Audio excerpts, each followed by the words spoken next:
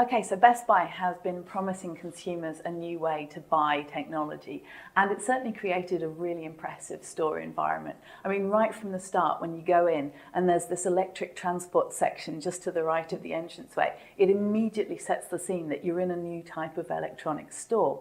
And there's a lot of wow factors in this format. They have a 3D television room, which is just amazing. It's a darkened room with 4 3D television screens, and it had been the first time I'd seen a 3D television, and I found it really, really quite something. Clearly, there's a lot of staff around.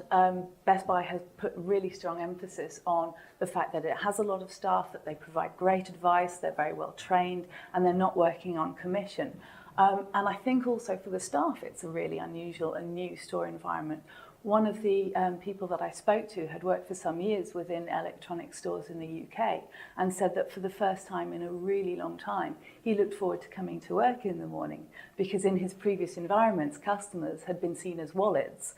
And Best Buy, the emphasis was very much more on giving them great advice. One other thing I noticed about the stores was that the proportion of appliances was actually very small, maybe only 25 to 30%. So Best Buy are clearly going much more for the consumer electronics customers, going for really the early adopter market in a way that, again, we haven't really seen in the UK before. For Best Buy, the strength is a team of knowledgeable staff.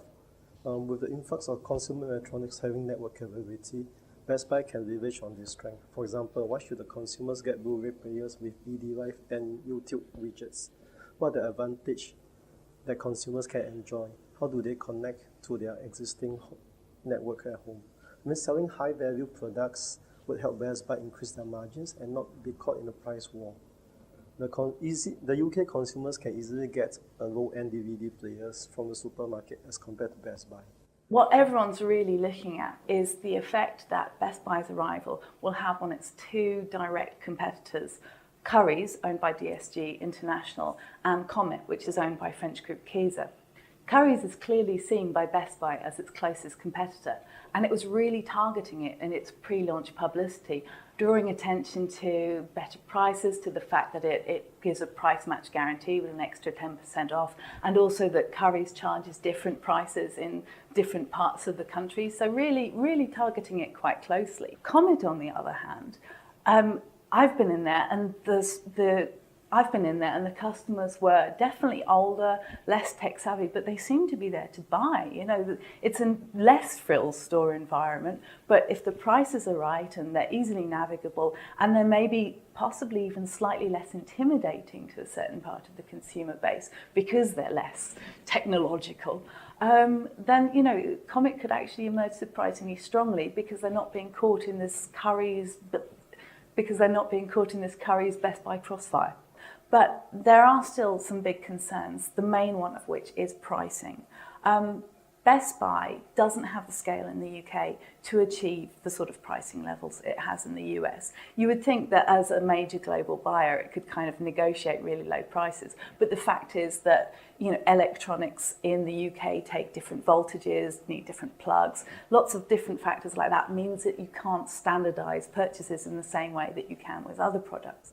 For one, there's the VAT, which is 17% as compared to 7 to 9% sales tax in the USA. European Union also imposed import duties on products coming from Far East.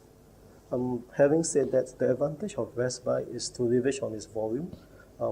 They could negotiate with the suppliers to get better price. In terms of logistic efficiency, the USA retailers tend to be more lean as compared to their European counterparts. So what everyone's wondering is, will Best Buy actually succeed in the UK? Well, whether by accident or design, probably by design, they've chosen a really good moment to come in with a strong service ethos. There is clearly a demand for something new within electronics retail. I mean, they were queuing for, I think, something like an hour and a half on open day just to get in the store. Traffic problems caused as far away as the Dartford Bridge. And this is for a banner that most UK customers have never even heard of. So, I mean, it's really an incredible level of profile that they've managed to achieve.